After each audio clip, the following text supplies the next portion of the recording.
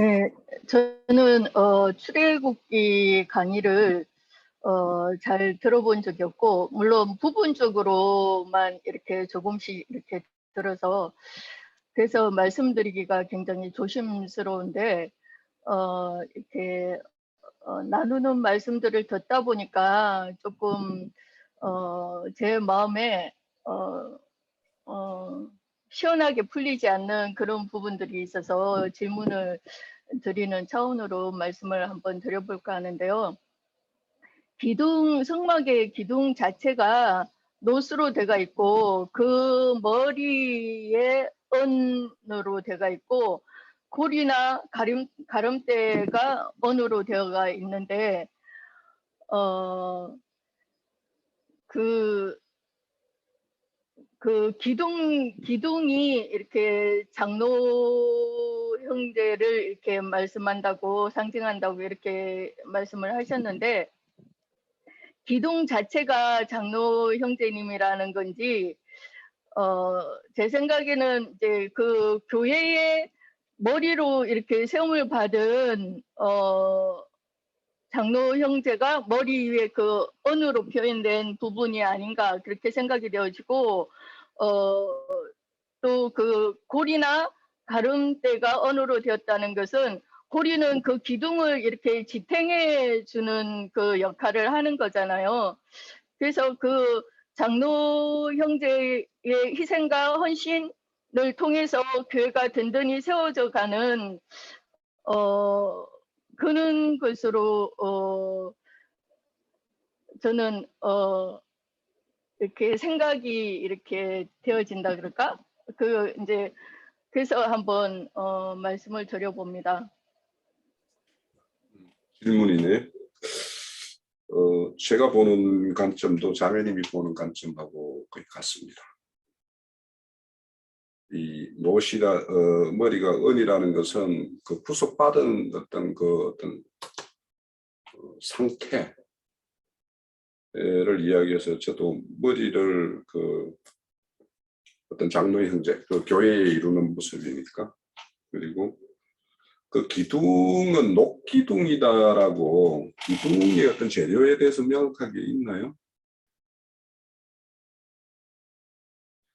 기둥에 대해서는 내가 지금 노수로 되어 있다라는 것을 제가 지금 사실은 못 찾았어요. 그냥 받침만 노수로 되어 있다라고 되어 있기 때문에 녹기둥이다라고 이렇게 명확하게 하고 있는 건 어디 다른 구절에 있는지 잘 모르겠어요. 형제님 음성 풀었네요. 예. 10절 거기 기둥이 스물이며 받침이 스물은 받침 스물은 노수로 하고, 이것은 두 단어를 수식해주는 용어니까 기둥도 노시고, 네, 그 기둥을 세우는 받침도 노시다라는 그런 뜻이에요. 예. 단어를 다 수식하는 용어예요. 네. 아, 그래요? 요거는 그 아마 영문 성경 같은 데 보면은 아마 좀 더 명확할 수도 있겠네요. 한번 찾아보기로 하고. 예. 요거에 대해서는 형제님이 나중에 뭐 그렇죠. 이렇게. 그리고 그 특징이 성막을 그 판자를 세울 때는 받침이 두 개에다가 이렇게 견물려서 세우잖아요. 촉 두 개. 예, 촉 두 개였죠. 한쪽 기둥 그 구멍에다 끼고 또 한쪽 받침의 기둥에다 또 끼고 이렇게 어긋맞춰서 이렇게 해서 연결하는데, 이것은 한 기둥을 한 받침 위에다 그대로 세우는 거예요. 이것은 세우는 거니까 끼우는 게 아니고 그렇게 돼 있어요. 예, 그 차이가 있어요. 자, 있다고 어떤 그 머리와 기둥과 말두 그 노구수로 되어 있는 거는 좀 형제를 통해서 뭐 자세히 듣기로 하고, 또 이 성막들에 대한 것에 대해서 더 보충하실 거 있으시면 하시고, 그렇지 않으면 20절과 21절의 그 등불 강금의 내용에 대해서, 이거 우리가 그 목요일 날 누가복음 11장 30절에서 34절까지인가요? 그 내용을 우리가 좀 살폈어요, 사실은. 그래서 그 내용과 거의 중복되는 내용이고, 제가 사실 그 질문 올린 것도 이거 쓰면서 원고를 쓰면서 누가복음 11장의 내용에서 좀 같이 한번 미리 공유했으면 좋겠다라는 생각이 들어서 그 질문을 별도로 만들었던 거예요. 그러니까 같은 연장선이니까 등불 관리에 대한 내용도 오늘 이 시간에 그냥 좀 언급하고 넘어갔으면 좋겠습니다. 자, 준비되신 형제님 계시면 언급 주시죠.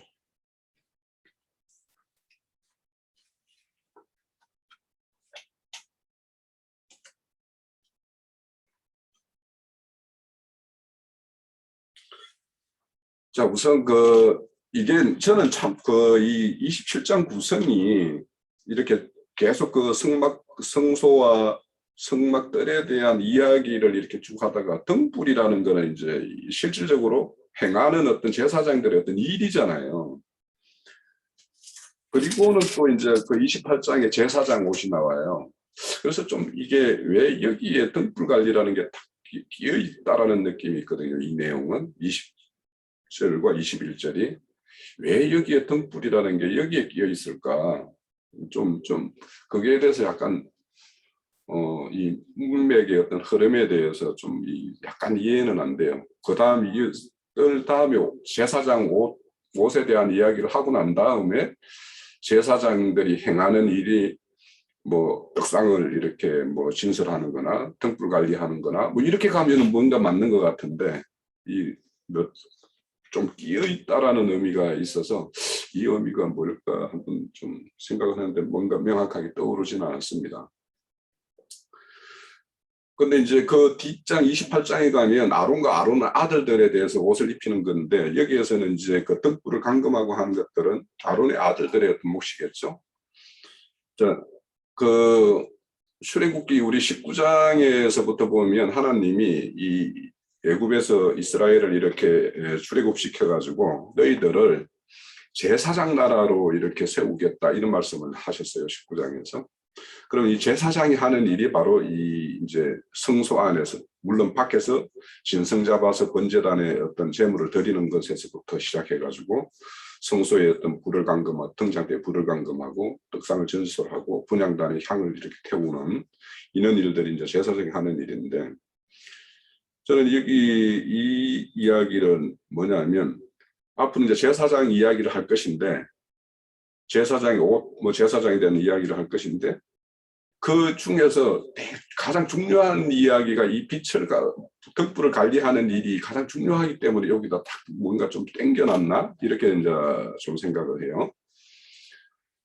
그럼 하나님은 이런 등불을 관리하는 사람을 지금 기르고자 하는 것이 이스라엘을 출애굽시켰고 그들을 강약기를 행하게 했고 약속의 땅에 이렇게 들어가게 하는 것인데 그러니까 하나님은 이런 어떤 등불을 감금하는 자들을 세우기 위해서 이렇게 새 생명으로 이렇게 거듭나게 하고 그들을 양육하고 이렇게 한다라고 보여요. 우리가 알다시피 베드로전서에 보면 그 제사장이 하는 일이 뭐냐면 그 자신들을 본인 자신들을 기이한 빛 가운데로 옮긴 그분의 덕을 선전하게 하기 위해서 제사장을 세웠다고 그래요.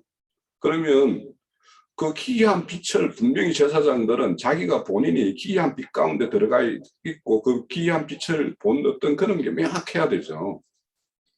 그래서 우리 지난주 자료 논한 다음에 형제님이 이렇게 글로서 이렇게 옮긴 거 한번 이렇게 쭉 봤는데, 바울이 다메섹 도상에서 본 그 빛은 저 중천 하늘에 떠 있는 저 햇빛을 보고 눈이 멀은 건 아닐 거 아닙니까?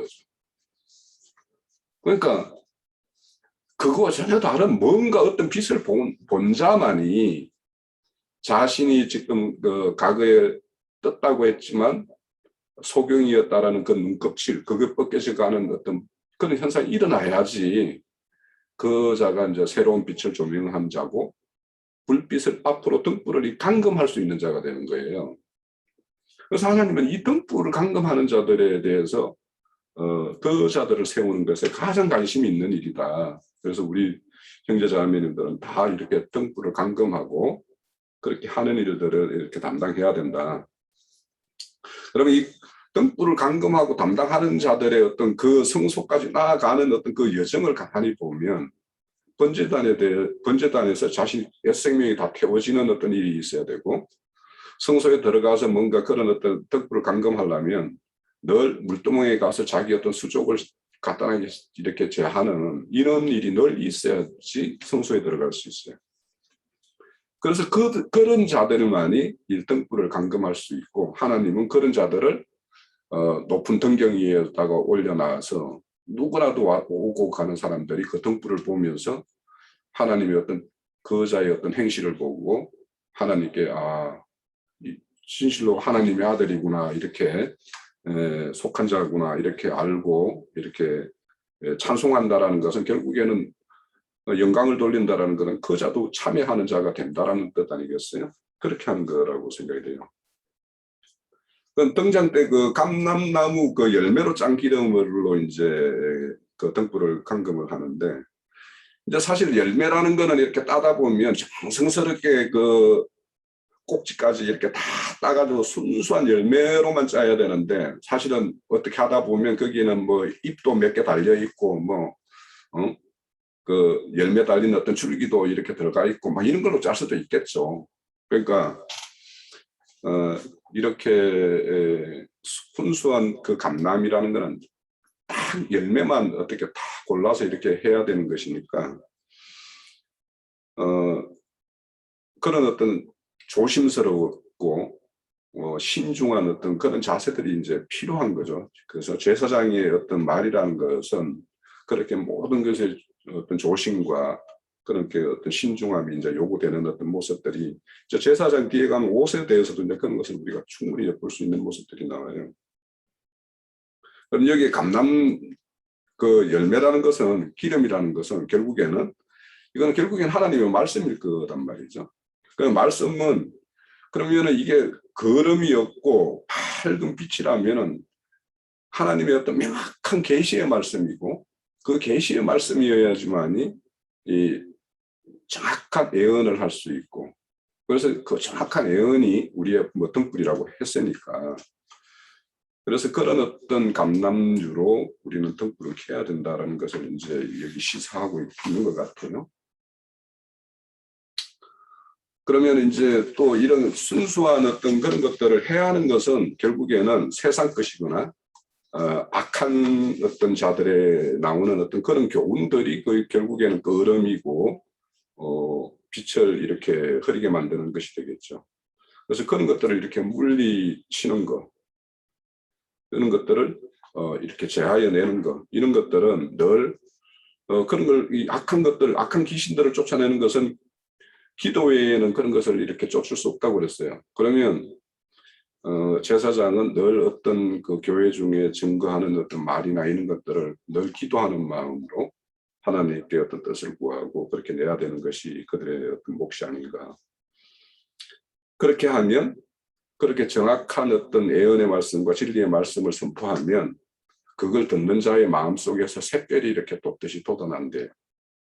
그러니까 우리가 그런 경험을 했기 때문에 지금 금기름 붓는 집이 그런 어떤 밝은 빛이 조명되는 어떤 그런 교회라고 생각하니까 우리가 여기에 계속 교회를 이루고 있는 것이겠죠. 제가 박영진님 손들었는데 제가 한 1, 2분만 더 쓸게요. 자, 감금한다라는 말 자체는 그 정성스럽게 살핀다라는 뜻이에요. 기본적으로. 그러니까 제사장들이 그 살펴야 될 거는 그 교회를 이루고 있는 형제 자매님들의 어떤 심령이나 그들의 어떤 형편이나 이런 것들을 세세하게 좀 살필 필요가 있다는 것이 되겠죠. 그리고 또 하나님의 뜻을 구하는 거에 있어도 늘 이렇게 정성을 다하고 이렇게 해야 되는 것, 이런 것들을 이제 이야기하는 것으로 보이고요. 우선은 이제 거기에 그 제사장들이 감금할 때 이렇게 하는 일이 크게 뭐냐면 한 3가지예요. 기름을 채우는 일과 불똥을 제거하는 일과 심지를 이렇게 돋을 필요가 있으면 돋우는 거, 이 3가지 일이에요. 자, 기름을 채우는 것은 우리가 교회 중에 성령의 어떤 그런 충만함으로 이렇게 이룰 수 있도록 늘 이렇게 진리의 말씀을 이렇게 선포하고, 그래서 늘 그 말씀 앞에 다들 이렇게 모이고 이렇게 이룰 수 있도록 하는 것이겠죠.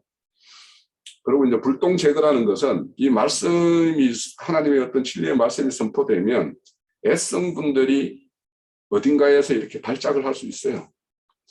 그런 것들이 일어날 수 있죠. 진리가 말씀 선포되면 비진리가 뭔가 나타나는 현상이 있어야지 이제 정상이겠죠. 그래서 이제 어찌 보면 이제 형제님이 우리가 교회 이루는 데 있어서 이런 여러 잡소리들이 나올 수 있다. 그거는 비진리, 진리에 의해서 비진리의 어떤 그런 것들이 정리정돈되는 어떤 그런 과정이니까. 그래서 그런 것들을 또 잘 이렇게 정리해야지 아무 탈 없이 이렇게 우리가 원하는 대로 나아가지. 그것이 잘못 정리되면 결국에는 그것이 새로운 다른 어떤 분란을 일으키고 이렇게 할 수 있다는 것도 우리가 좀 살펴볼 수 있겠고, 심지를 돕는 일이라는 것은 결국에는 하나님의 말씀이라는 그 샘은 깊고도 넓고도 강대해요. 그러면 거기에서 그 어떤 깊은 샘 속에 있는 어떤 그런 어떤 것들을 길러서 우리에게 공급을 해야지, 그냥 그 표면적인 것만 날 이렇게 한두 박지 이렇게 떠다가 이렇게 공급하면 그걸로 인해서 어떤 생명의 어떤 그런 충분한 어떤 적심이 없겠죠. 그래서 그런 것들에 대한 우리 어떤 제사장들의 어떤 책임이 그렇게 부여된다. 자, 이런 것들에 대해서 지금 아론과 아론의 제사장의 어떤 구약으로 대표된 어떤 그런 그 제사장 어떤 특정한 계열에 대해서만 이렇게 되는 것이지만 실질적으로 하나님은 그 만민에게 하나님의 영을 부어줘서 그런 어떤 제사장 일을 다 할 수 있게끔 하는 것이 하나님 뜻이라는 것을 우리는 이제 다 알고 있기 때문에 우리 모두가 이제 제사장 직임을 해야 돼요. 그러면 해야 되는데, 그렇게 하려면 우리가 지난주에 이번 주 목요일에 나눴듯이 우리는 빛의 아들들이 먼저 되어야 되고, 빛의 아들들이 행하는 것은 어둠의 일, 즉 열매 없는 일에 참여하는 일에 대해서 책망하고 그들을 열매 있고 빛 가운데로 나오게 하는 일이 제사장의 일이라는 거예요. 그러니까 우리 스스로가 어둠의 일이나 그런 데 참여하면서 그럴 수는 없는 것이니까 우리 스스로를 잘 이렇게 제사장은 늘 어떤 자신과 함께 이루는 사람들의 어떤 본이 돼야 되는 것에 대해서 늘 우리가 염두에 둬야 되겠다, 그런 생각을 했습니다. 자, 우리 박영진이. 네. 먼저 등불에 대해 가지고 생각할 때, 기름하고 등잔하고, 그 다음에 불하고 이 세 가지를 갖다 좀 나눠서 생각할 필요가 있지 않을까라는 생각을 해봅니다. 성경에서는 명백하게 불 또는 빛 하면은 성경에서는 그리스도를 갖다가 상징하고 있다는 걸 우리가 알 수가 있습니다.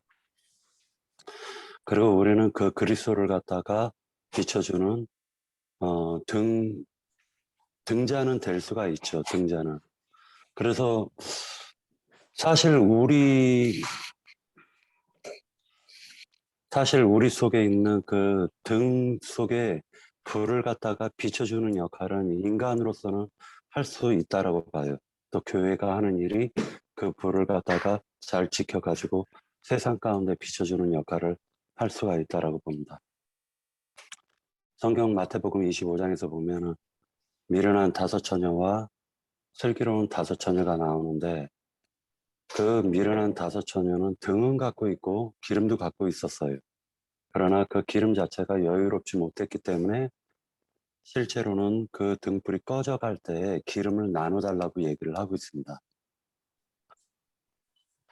그러니까 인간의 영이라는 것은 먼저는 불이 켜져야 된다는 거죠. 그것이 인간의 영이 살아났다라는 걸 지금 성경에서 표현하는 것이 아닐까라는 생각을 해봅니다.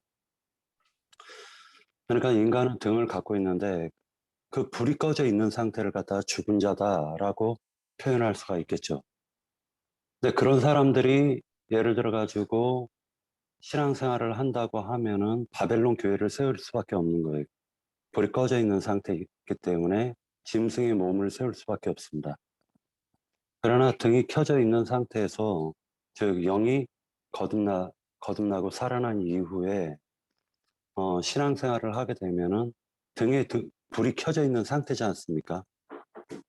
그리고 이제 교회를 통해 가지고 끊임없이 기름을 공급받는 거죠.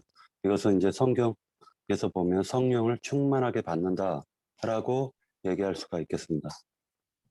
성령은 진리의 말씀, 우리가 예수님께서 하신 말씀이 사람이 육으로만 사는 것이 아니요 떡으로만 사는 것이 아니요 하나님의 말씀으로라야 살 수 있느니라 라고 하시는 말씀이 있으니까 육신은 떡을 먹어야 되지만은 인간의 살아난 그 영은 하나님의 말씀을 먹어야지 살 수가 있다라는 걸 성경에서 얘기해 주고 있는 것 같습니다. 그런 의미 속에서 지금 저번 때 그 유수도라는 한 사도행전에서 보면은 사도 바울이 증거할 때 유두고라고 하는 한 젊은 청년이 있었는데 거기에서 의미심장한 말은 윗다락에 등불을 많이 켰는데 라는 말이 나온다는 거죠. 지금 사도 바울이 그 증거하는 그 말씀이 그 증거하는 그 말씀을 통해 가지고 많은 사람들이 그 영의 감동을 받아 가지고 성령 충만함을 받음으로 그 등불의 기름이 많이 장비가 되어지는 것을 우리가 볼 수가 있는데 그 중에 한 사람 유두고라 하는 청년이 3층에서 떨어져 버렸걸랑요. 죽었는 줄 알았어요. 그러니까 이것은 영이 살아났어도 그 사람이 언제 그러니까 살아났다 할지라도 그 사람이 예수님 밖으로 떠나버리면 언제든지 죽는다라는 걸 표현하는 것이 아닐까라는 생각을 해봅니다. 그 젊은 청년이 창가에서 걸터 앉아가지고 깊이 졸더니라고 얘기를 하고 있으니까 어둠이 그 청년에게 들어갈 수가 있는 것이죠. 그런데 그 사도 바울이 그는 죽은 것이 아니라 아직 생명이 그에게 있다라고 얘기한 것은 아직 그 영이 완전하게 죽은 상태가 아니다라고 얘기하는 것으로 비춰지는 것이 아닐까 그런 생각을 해봅니다. 그래서 결론을 내리자면은 등과 기름과 불 이 세 가지로 나눠서 생각할 필요가 있다라고 저는 생각합니다. 네, 마치겠습니다.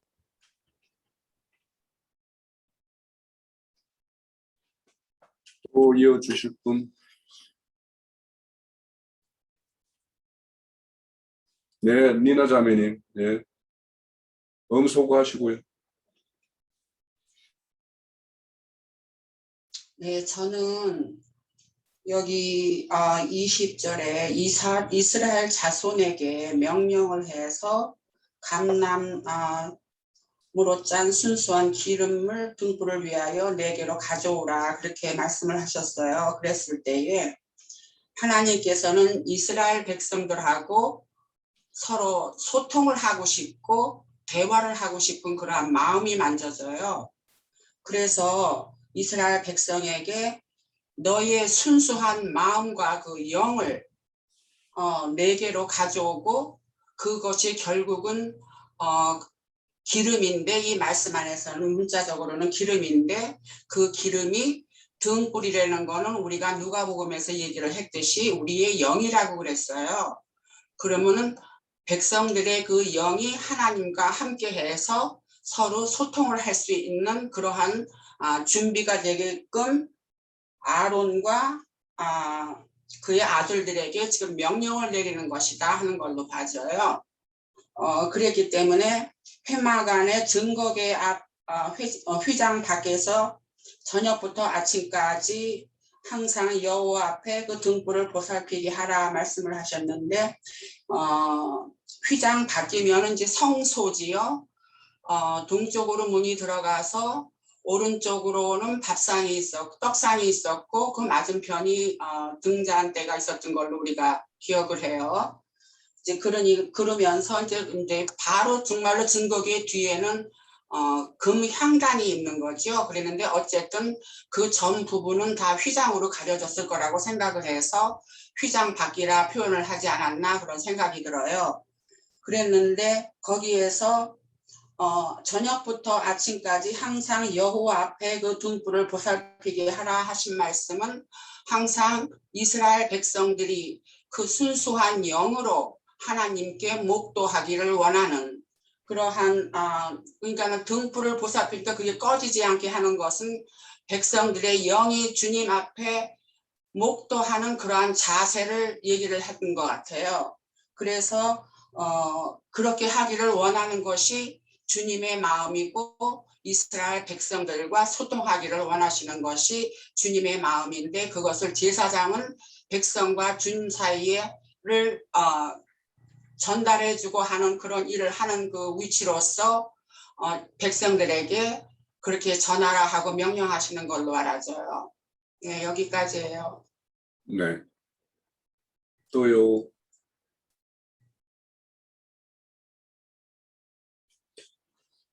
네. 이 시간 시작한 지가 너무 짧은데. 우선 우리 박영재님 말씀 들으면서 이제 늘 좀 생각되는 게 하나 우리 이거는 한번 생각을 해봅시다. 내가 틀릴 수도 있고. 근데 우리는 그분의 아들들이다라고 말하는 것과 내가 지난주 목요일 날 그 이야기 마지막 말미에 생명이라는 그 생명화됐다. 생명 이게 뭔가 우리가 이제 논했어요. 우리가 하나님의 아들들 그러니까 더가 붙은 유일한 그 빛과 빛에서 난 수많은 어떤 빛과 그건 본질상으로는 같은 거여야 되겠죠. 그래야 아들이라고 할 수 있겠죠. 아들들이라고. 그러니까 그 유일한 것과 비해서 이제 어떤 빛이라고 이야기하는 것은 어떻게 이해해야 될까? 그러니까 우리는 그냥 등이기만 하고 빛이 아니면서 어떤 그 아들이라고 하고 생명이 됐다, 생명으로 나왔다 이런 말을 하면 이게 뭔가 앞뒤가 이렇게 논리적으로 이게 맞지가 않는 것 같아요. 그러니까 형제님이 이제 늘 말씀하시는 것은 나도 그다, 뭐 그다 이런 거에 대해서 이제 경계를 세우기 위해서 늘 이렇게 말씀을 하시는 그 취지는 이해는 하겠는데, 우리가 빛이 되면 안 되고 빛은 그분이고 우리는 어떤 등대로서만의 어떤 역할인가 그런 류를 두고 아들들이라고 이렇게 칭하는 건가? 아니면 우리 어떤 본질적으로 우리가 빛이 되어야 되는 어떤 그걸 말하고 있는 건가? 이런 거에 대해서 우리가 한번 좀 늘 이렇게 생각을 해봤으면 좋겠어요. 왜 그런가 하면 우리 믿음으로 구속받은 자를 믿음으로 의롭게 여겨준다라고 이야기하죠. 이 의롭게 여겨주는 것과 우리가 의로워지는 것은 다르죠. 그럼 우리는 늘 의롭게 여김만 받아야 되는 존재인지 하나님의 어떤 새로운 시생명이 우리가 받았으면 우리가 그 생명이 자라서 우리가 어떤 의에 참여하는 자로서의 어떤 그런 어떤 것이 되어야 되는 건지에 대해서 우리가 늘 생각을 해봐야 될 것 같아요. 이거. 그러니까 이게 어찌 보면 저는 어떻게 생각하냐면 겸손한 모습이기도 하지만 이게 그 성경에서 말하는 어떤 그런 기본적인 어떤 그런 맥락하고 이게 딱 이게 맥이 맞는 건가? 우리는 우리 스스로가 의롭다 할 수는 없지만 하나님은 우리의 생명을 의인으로서 이렇게 하기를 원하는 것이 그냥 말끔만 이렇게 뭔가 그러니까 겉옷과 속옷이 다 갖춰 입었다라고 말을 한다라면 우리가 본질상 뭔가 새로워져야 되는 어떤 이걸 이야기하고 있는 듯한데 늘 우리는 가림만 받고 뭐 하는 이런 어떤 걸로만 이야기한다라면 우리 지나친 겸손인가? 아니면은 뭔가 우리가 말씀의 어떤 그 내용을 좀 오해하고 있나? 뭐 이런 좀 늘 이거는 제 마음속에 한 켠에 남아있기 때문에 사실은 지난 우리 주제 집회 율법의 완성에 대해서도 말씀을 나눠보고자 했고 온몸이 밝아지는 것에 대해서도 말씀을 나눠보고자 했던 그 내용이에요. 우리 박영재님하고 저하고는 좀 많은 토론이 좀 필요한 것 같아요. 저희 그 문제는 굉장히 민감하네. 들어보니까 여기 생수의 원천이라는 말이 있고 빛의 근원이라는 말이 있어요. 생수의 원천에서 나오는 그 생수를 사람은 마시는 그릇 피조물이고, 모든 원천 근원이라고 하면은 두물줄을 말하는 거니까 그건 이제 명백해야 돼요. 빛을 반사하는 등의 역할을 하는 것은 사람이고, 빛 자체는 그리스도를 말하는 것이니까 그것을 구분을 명확하게 해야 될 것 같아요. 이것이 불명확해지면은 우리도 다 하나님의 아들이다 해가지고 하나님이나 하나님의 아들은 똑같지 않냐 이제 이런 식으로 이제 말을 그 이제 언어 유의라고 그러는데, 그렇게 하면은 반은 맞고 반은 틀린 거예요. 그게 애매모호하단 말이야. 하나님의 자녀, 하나님의 아들이 되는 것은 빛의 원천이 아니고 빛을 반사하는 사람들이라는 뜻이니까. 그리고 또 하나님은 조물주고 나는 피조물로서 하나님의 생명으로 나아졌지만, 그러니까 이제 하나님의 생명은 그리스도니까 자연인의 생명인 혼생명이라고 하는 것이 제거되지 않으면, 그 이제 혼생명은 결국은 육신에 있는 옛사람의 그 생명이니까 그 육적 생명이 끝나고 그 자리를 영적 생명, 영원한 생명, 죽음이 없는 창세기 2장 7절에 사람의 코에 생기를 불어넣은 그 생명은 영원한 생명이 아니단 말이야. 부활하시던 날 저녁에 예수님이 제자들에게 오셔서 숨을 내쉬며 가라사대 성령을 받으라 하셔서 받았던 그 영을 받아야만 영생하는 것이지, 창세기에서 흙으로 지은 사람에게 코에 생기를 불어넣었다 해가지고 영생하는 사람은 아니었잖아요. 이것을 명확한 경계를 잘 가졌으면 좋겠어요. 이건 굉장히 민감한 얘기네, 들어보니까. 네. 되게 민감하고요. 저는 이 주제에 대해서 그러면 우리가 흔히 생명이 되었다.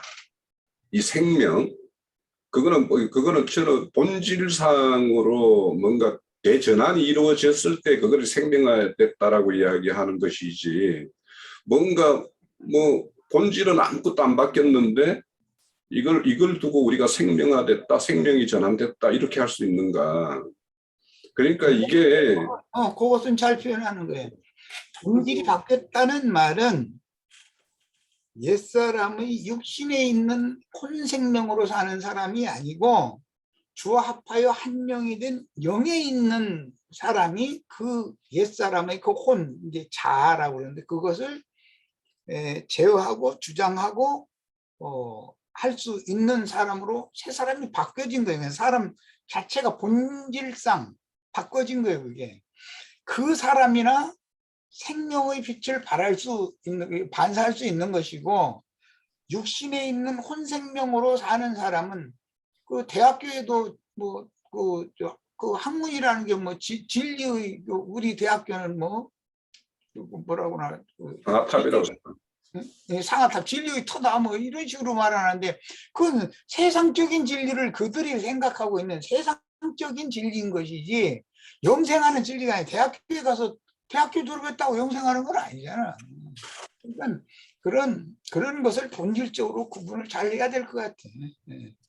자, 오늘 이 말씀에 이제 송든 게 너무 많은데, 우선은 지금 이 논하는 거 요거와 관련된 거라면 이 집회 끝나고 하면 좋겠고, 오늘 우리 출애굽기 뭐 간단하게 말씀드리겠습니다. 저는 뭐 길지를 않으니까. 저도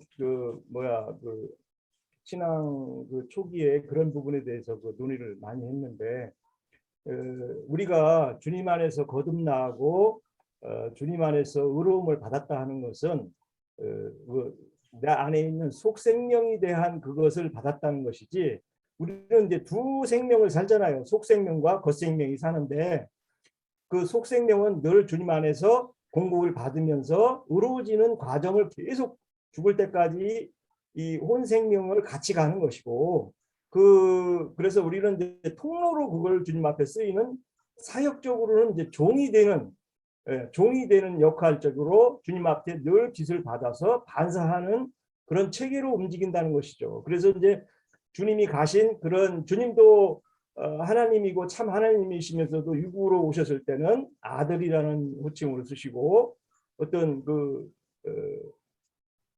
자기 지위를 다 이렇게 내려놓으시고 육의 생명으로 이렇게 헌신하셨잖아요. 마찬가지 개념이 우리 안에 있다는 거죠.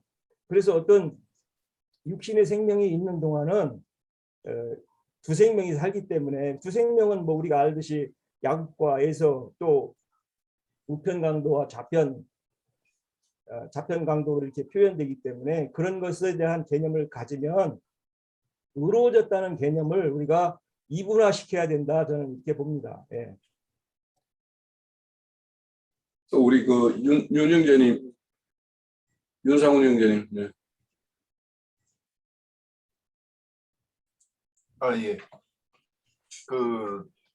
이번 주 목요일 날 요 생명을 따로 주제로 올려가지고 한 번 더 저는 했으면 좋겠어요.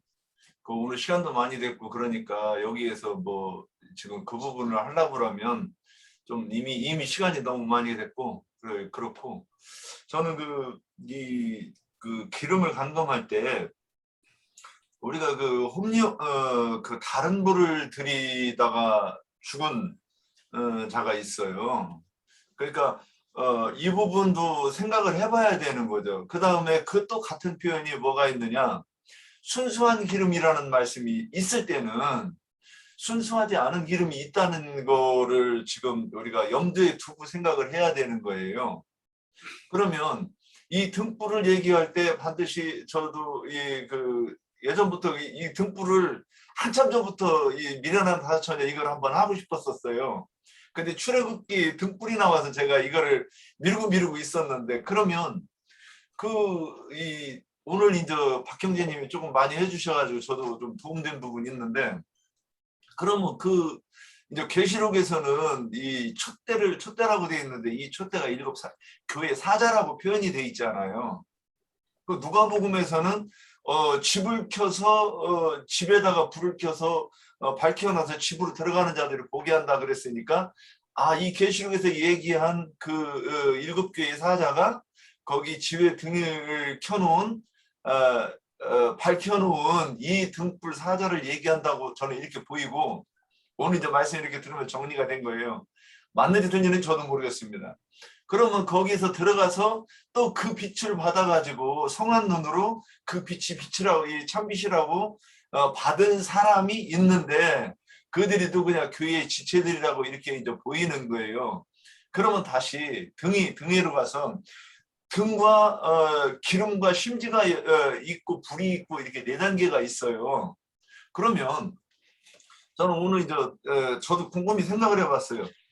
등은 뭐고, 심지는 뭐고, 기름은 뭐고, 불은 뭐고, 이 4단계를 이렇게 나눠서 생각해봐야 이게 좀 이해가 되겠구나 이렇게 생각을 했습니다.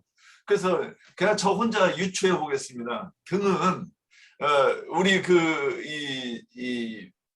이 몸을, 그러니까 이 영과 혼과 몸이라고 하는데 안 맞는 것 같은데도 등은 이 우리 몸을 상징하고, 그 심지는 우리의 혼을 상징하고, 기름은 그 영을 상징하는 것이라고 이렇게 한번 생각을 해봤어요. 좀 비슷한, 맞을 것 같기도 한데 이런 생각은 드는데, 그러면 거기에 순수한 기름이 공급이 되면 그러면 어떻게 나타나느냐, 심지와 기름이 연합해서 올라간단 말이죠. 기름이 위로. 그래서 빛이, 먼저 주님이 빛을 비추어서 종을 세워가지고 불을 비추게 했고, 그 빛을 또 나도 그 제사, 이제 오늘 그 등불을 간검하는 제사장을 누가복음에서는 집안에 켜진 등불이라고 저는 이렇게 대체해서 보는 거예요. 그러면 그 등불이 비췄는데 그러면 이제 나도 그 빛을 비추어서 등이 돼가지고 등이 됐을 때는 그 빛이 기름이 아니냐 이거죠. 그 기름은 그 순수한 복음일 수도 있고 거짓 복음일 수도 있는데 내가 그것을 영접해서 받아들였기 때문에 등 안에 기름이 있는 것이고 그 기름이 내 혼이 그러니까 내 자아가 죽었어요. 바뀌었어요. 그러니까 그 기름을 빨아 올려서 불이 켜지는데 그 나타나는 빛은 또 뭐냐? 참된 복음, 유일하신 참 하나님에 대해서 아는 것에 대해서 내가 증거하는 그 말씀을 등불 빛이라고 하지 않았겠는가? 좀 이렇게 억지스러운 거 아닌가는 모르겠지만 여기까지 이렇게 정리해봤습니다. 예. 그거는 우리 목요일 날 등불은 하나님의 말씀이 등불이라고 그랬고 요한도 그 시대 때 켜놓은 등불이라고 그랬고 확실한 정언이 그 등불이라고 그랬고 그러니까 우리 그날 대략 정리했잖아요. 등불에 대해서는 정리를 된 것 같고 등불하고 등불빛하고 다르지요. 등이라는 거, 등불이라는 거는 등 플러스 불이잖아요. 그 말 자체가. 근데 지금 윤 형제님은 등불빛을 가지고 또 이야기를 하셨고. 아, 빛이 불이 켜져야 등불이에요?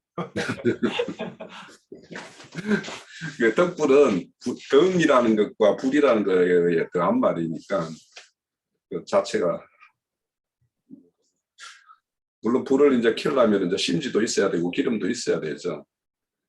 그러니까 뭐 심지 타는 역할이 그것도 어떤 교회의 어떤 지체들과 뭐 주님의 어떤 어째 보면은 또 그분이 이 땅에 오셔서 헌신의 모습이 다 뭐 거기에 다 이렇게 다 비유가 되는 거겠죠. 자, 더 보충할 거 없으면 오늘 이 두 번째 시간은 여기서 마칠까요? 그리고 나머지 아니 저기 전체적으로 등이 있고 등경은 그 등을 올려놓는 대를 말하는 받침대 등이 있고 등 안에는 등잔이 있어요. 등잔은 심지를 꽂는 그 심지를 꽂아야만 그 등잔 안에 있는 기름을 빨아 올려서 심지에다가 불을 붙여서 불을 밝히는 거니까 그걸 이제 구체적으로 이렇게 생각을 할 때 아까 우리 유형제가 큰 틀로 그 등이라는 것은 우리 몸 전체를 말하는 것 같다. 그거 참 좋은 생각인 것 같아요. 예, 그리고 등 안에 등잔이 있어요. 등잔은 혼 기능을 설명한 것이거든요. 예, 그리고 이제 그 심지에 불을 붙이면 성령과 연합이 됐다 이 말인 것이고 이제 기시가 오기 시작한다 이 말인 것이고 그러니까 사람은 그 심지라고 하는 것이 저 사람 참 심지가 굳어 그 사람 심지는 요동함이 없는 사람이야 이런 말하면 그 영이 견고하다라는 걸 지금 말한 거잖아요. 그 심지라는 것은 주님과 사람 사이의 생명의 연결을 해주는 통로가 그게 사실은 그게 이제 심지지. 그런데 그 생명줄로 연결해서 그 금기름을 순결한 기름을 빨아 올려가지고 이제 불이 밝혀지기 위해서 등잔에 불이 켜져야 되는 문제니까 이것은 아버지 씨가 모태로 옮겨줘도 모태에서 그게 저기 착상이 되어져 가지고 그게 저기 생명 잉태가 되어져야만 모든 문제 해결되는 거잖아요. 그러니까 그 불을 켜주러 오시는 분이 주의 성령이다 이런 말이고 거기에는 당연히 주의 성령과 연합된 사람의 심령 안에서는 불을 밝히게 돼 있다. 그런데 심령의 불이 밝혀지면 혼을 통해서 반사해서 바깥까지 다 밝게 몸까지 다 밝게 해준다. 이제 표현이 그런 표현이에요. 그러니까 뭐 그걸 어렵게 생각해서 할 필요는 없는 것 같아요. 네. 그러니까 이제 지금 형제님 말씀대로 우리가 그 어떤 불빛이 이렇게 등불이 밝혀졌다라는 거는 영이 그렇게 성령과 연합이 되어서 불빛을 밝히면 그게 혼의 구원이라는 게 우리 혼의 구원을 아니 영이 살아난 거예요. 그 등잔 심지에 불을 이렇게 다 붙여가지고 등잔에 불이 켜지면은 죽었던 영이 살아난 거단 말이에요.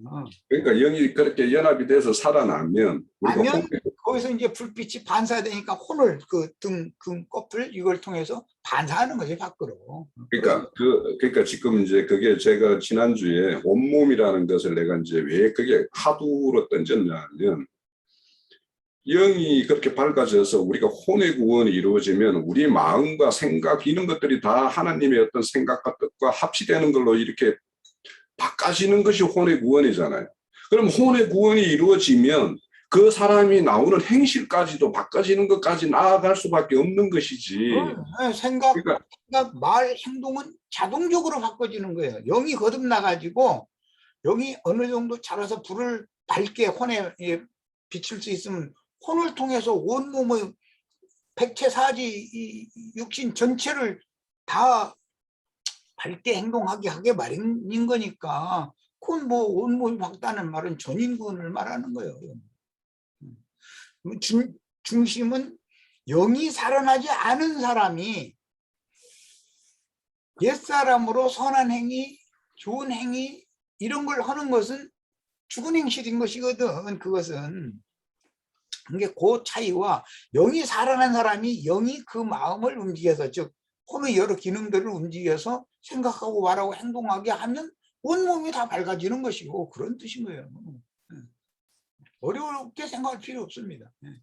예, 오늘 그러면 둘째 시간까지 그 우리 27장을 다 살핀 걸로 하고 여기서 끊고 형제님